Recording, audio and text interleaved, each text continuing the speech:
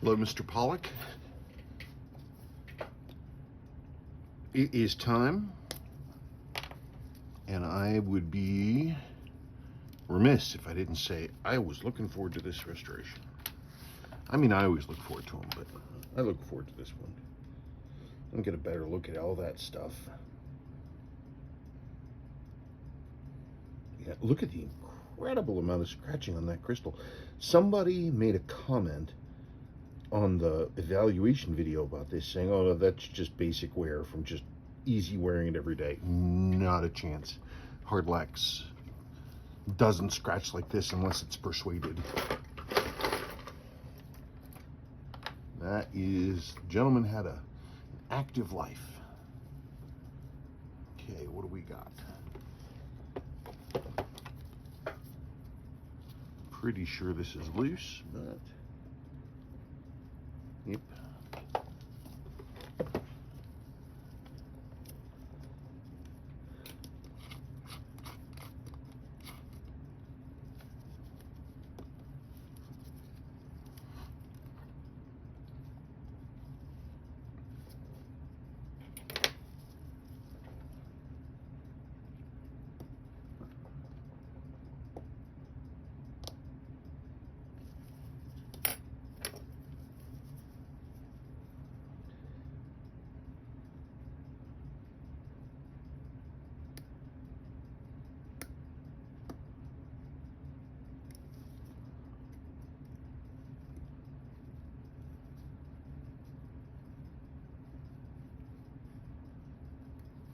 So what's left of your case back gasket. It's flat. It used to be round. It isn't anymore. You can get that back and play with it. That'll be fun.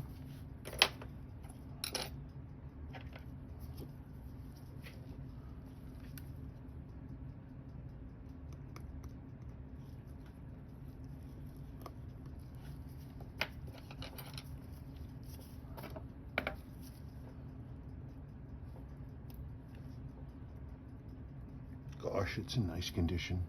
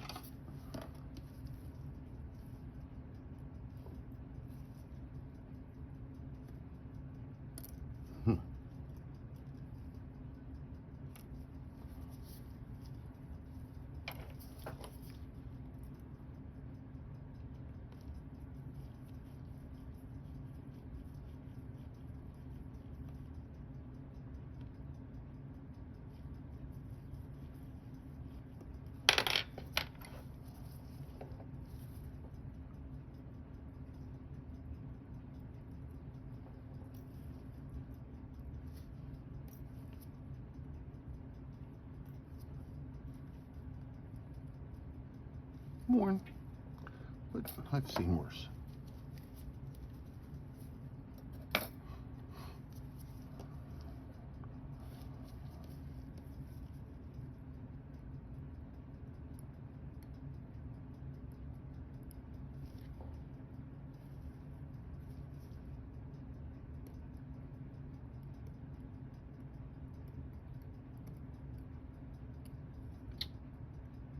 Come here.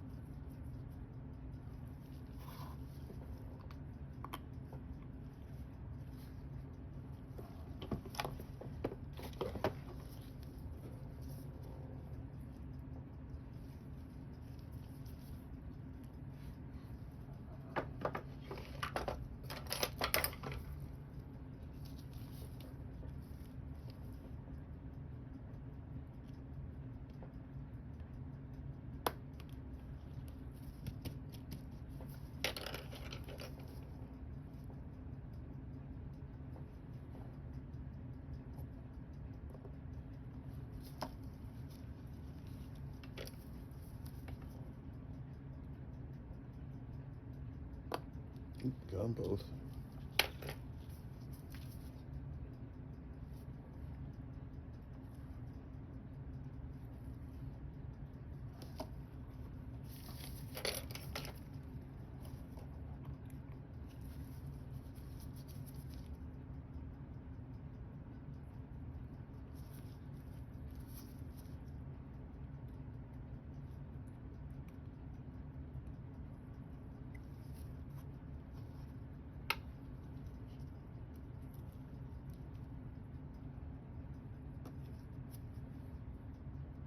Okay, yeah, your dial ring is broken.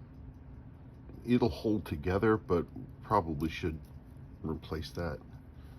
Your dial is dated April 1970. I'm sorry, May 1974. There it is. Glorious, beautiful dial. Glorious dial. Well, that's nice. Well, that's a nice dial. Wow. That there. Cover that. Good. That's all covered.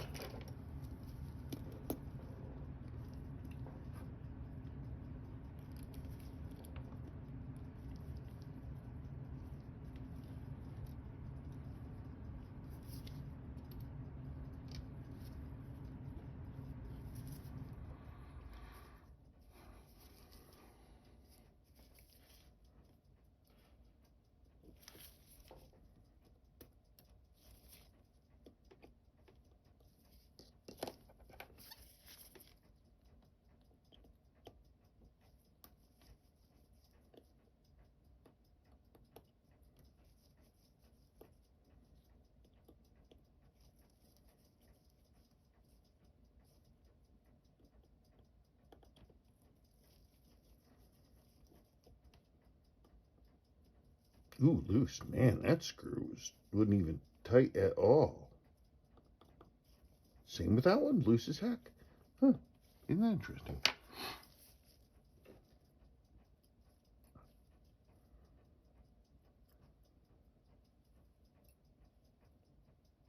A little dirty.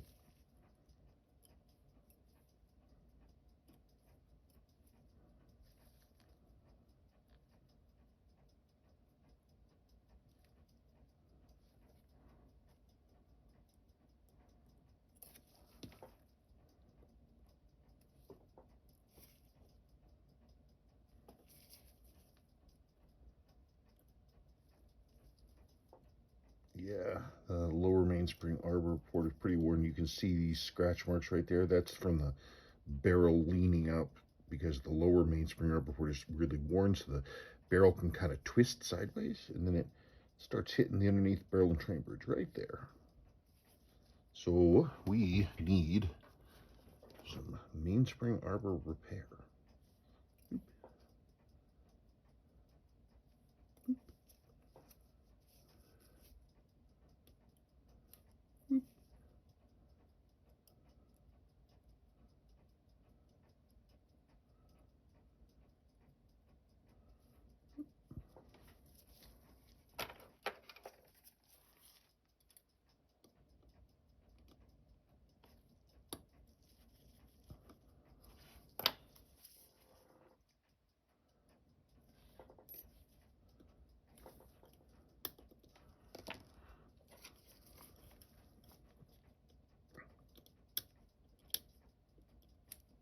Wow, look at that. Yeah, it's worn. It's down to the brass in there. And the upper one's worn too. That'll be a jewel. That'll be a jewel.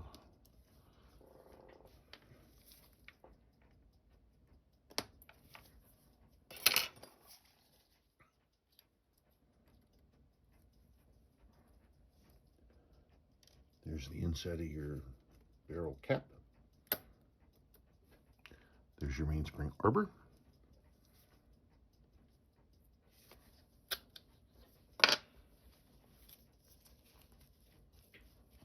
There is your mainspring barrel.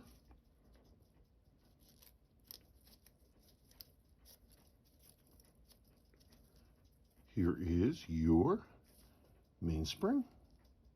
I'll hand clean that. Put that right there. I'll hand clean that along with these. Get all that stuff hand cleaned. Okay, I will come back because now I'm going to start working on getting your lower mainspring arbor port jewel in. Let's take the front apart.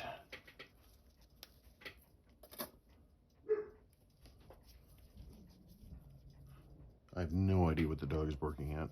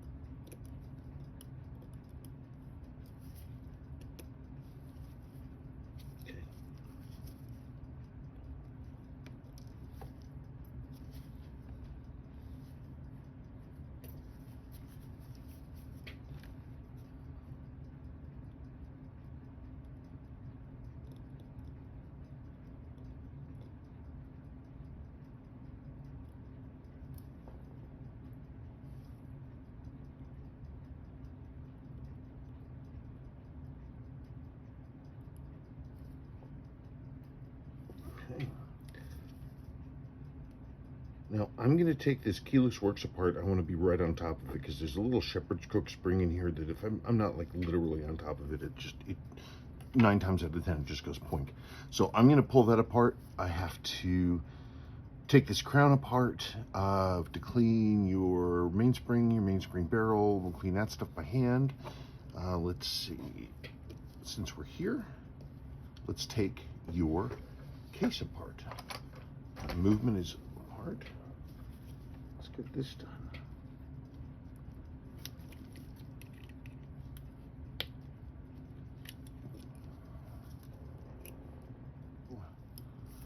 That's pretty stiff. You'll get that and can play with it. Okay, gotta hand clean that rotating ring. Here.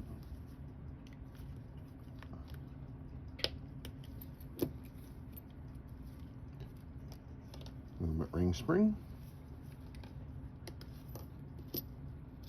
Crystal. I will clean the crystal.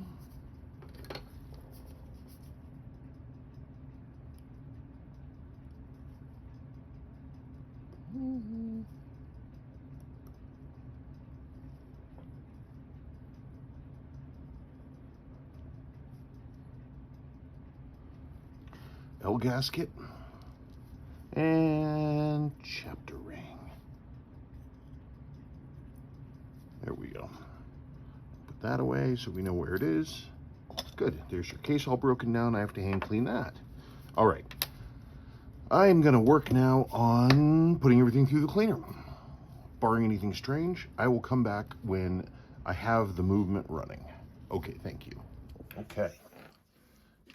Movement is back together and running. You can actually see it right there.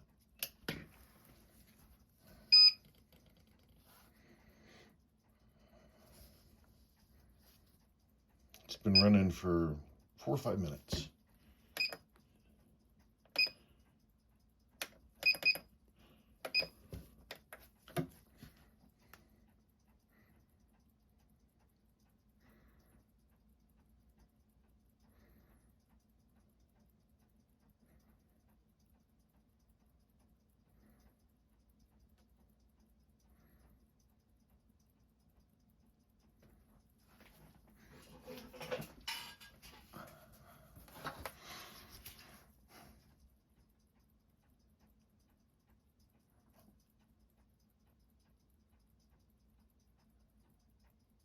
Okay, we're getting a clean signal.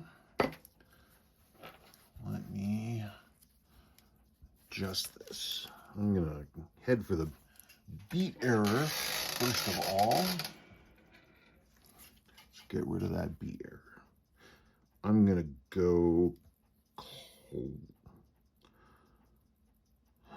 clockwise, which will, no, I'm gonna go counterclockwise, and that is going to, no, let me try it this way.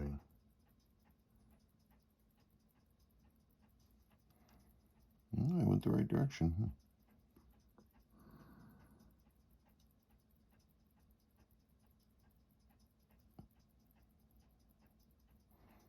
Okay, I went too far.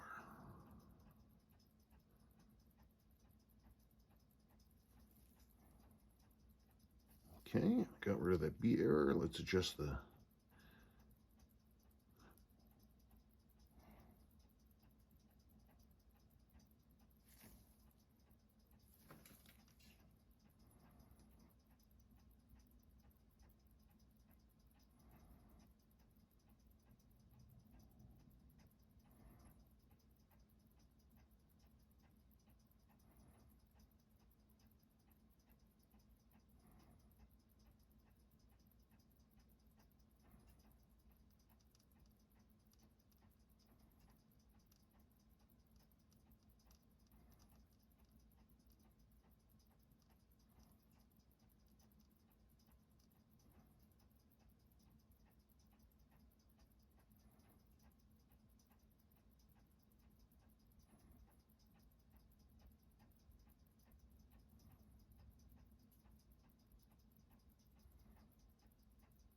So what I'm waiting for here, what I'm doing is I'm just watching the numbers rise. Most importantly, while I'm looking at the beat error and accuracy, as this number is flat, it tells you this line. I mean, it tells you if it's gaining time or losing time. You can also see that as a numeric representation right here, along with the track record of a looping amount of time where it goes, and it tells you how it's doing stuff.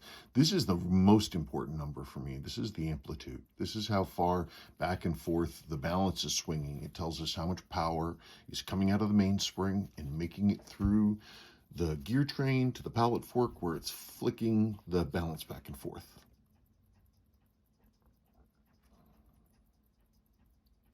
And you'll notice those numbers are slowly coming up, which is what we expect and what we want to see, because as the watch works and all the new oils move where they're supposed to be, the watch is going to get happier.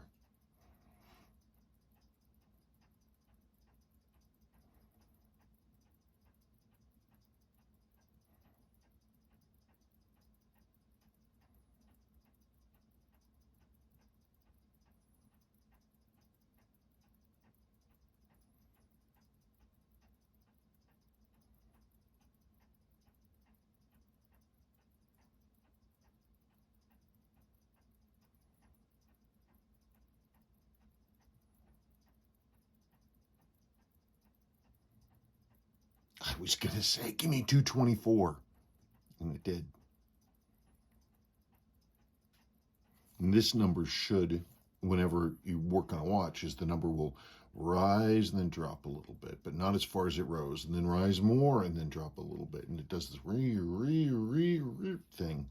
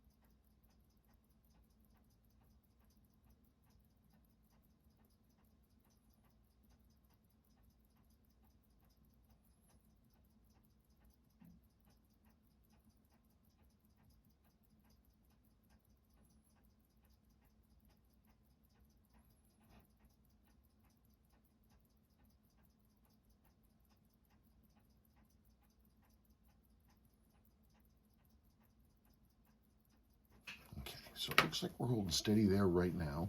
It's still warming up. Let's invert the movement. It is now dial up. We should, in theory, see no real changes of the accuracy or the amplitude or the beat error. It might take it a second to run in, because remember, we're moving oils around.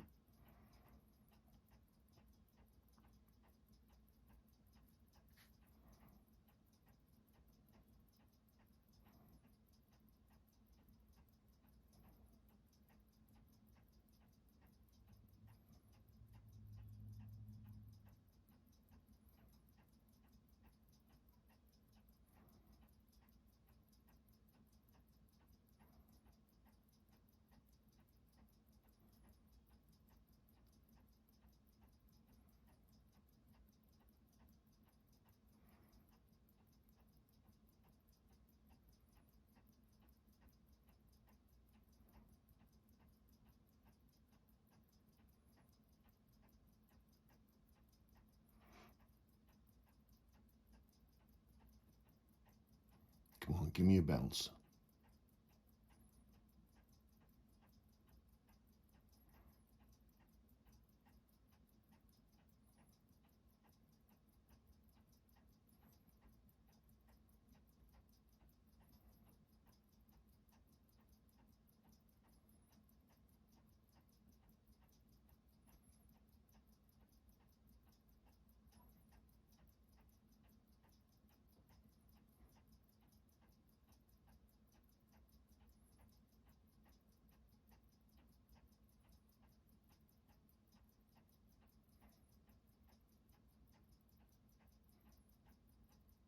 This is your original mainspring. It's possible to push higher amplitude with a heavier duty mainspring. Seiko did not put heavy duty mainsprings in these. The mainsprings are underpowered, and my thought has always been that Seiko did this deliberately because they weren't looking for super high amplitude. Because even new, these watches don't run like super hot. Seiko's just don't.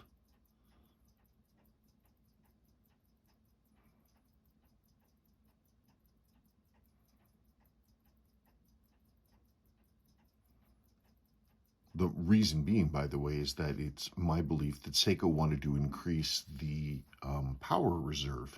And you do that by having a lighter, thinner mainspring because you can fit more coils inside the barrel. And then, so the watch will run longer. And that was, I think that's my theory about the choice that they made.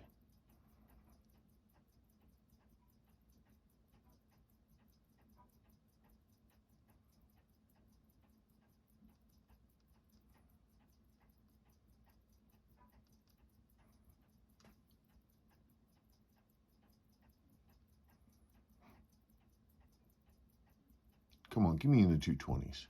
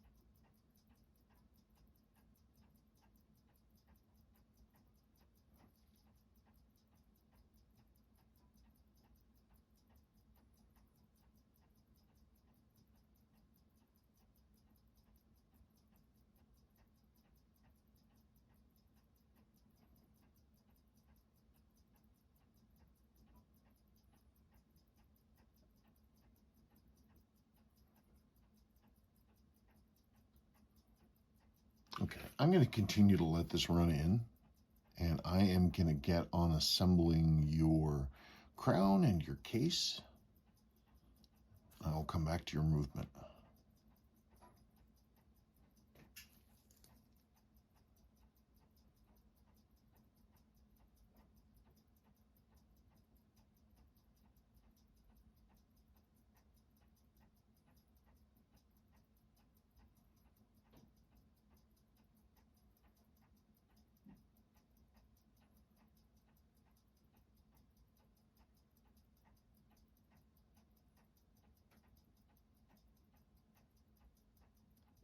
I'm starting to get good numbers. This was from me moving this thing around.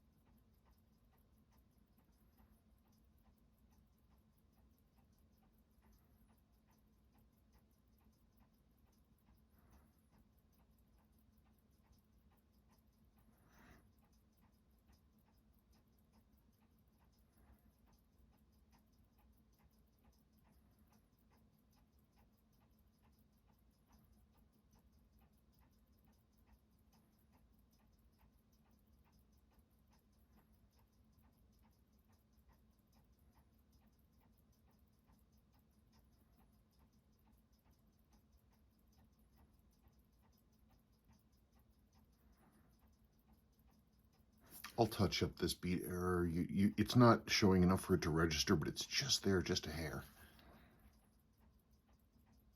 But it's settling in nicely.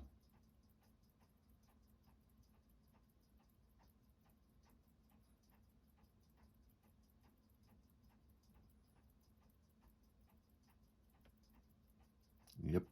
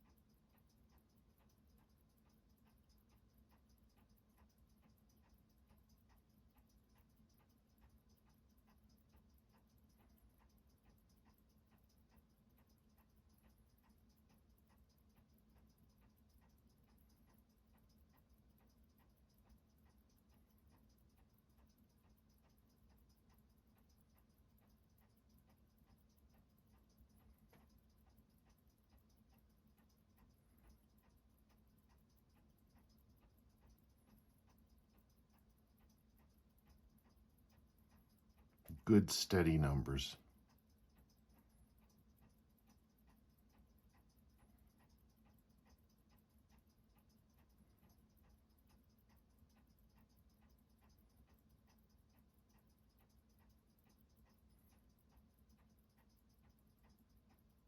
Okay, I'm going to assemble your crown and your case, and I will come back to this when I'm done with that. Yeah, we're getting some really nice numbers. It's just sitting here running in, and it's good. So I'm going to assemble. I'm going to put the dial and hands on, put it into the case, and start poking.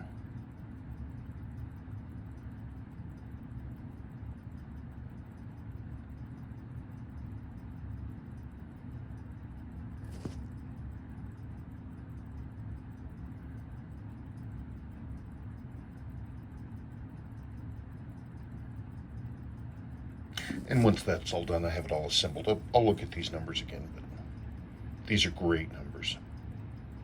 Original mainspring too.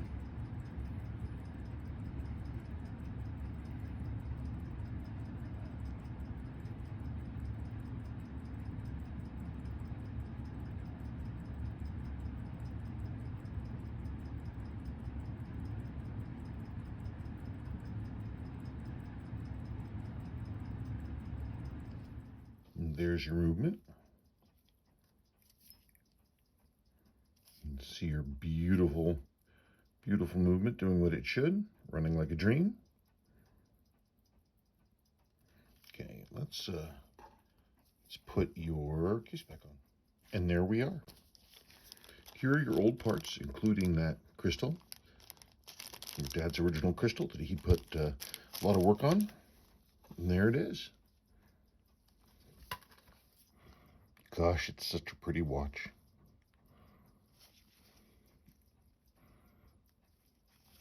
Crown locks as it should. Watch hacks as it should. Look at the sweep hand. Click. And we go back. Locks as it ought to. The rotating ring turns as it should, 360 degrees in both directions. You'll notice the old gasket that you have in there was really old and brittle, and it was really, really easy. Like, you could just spin this almost with a touch. It's now the way it ought to be, which is silky and firm, but you don't want it to really move, but it doesn't fight you. I mean, I'm not putting a ton of pressure into it here to turn this. It clicks through as it ought to, and it drops right where it should.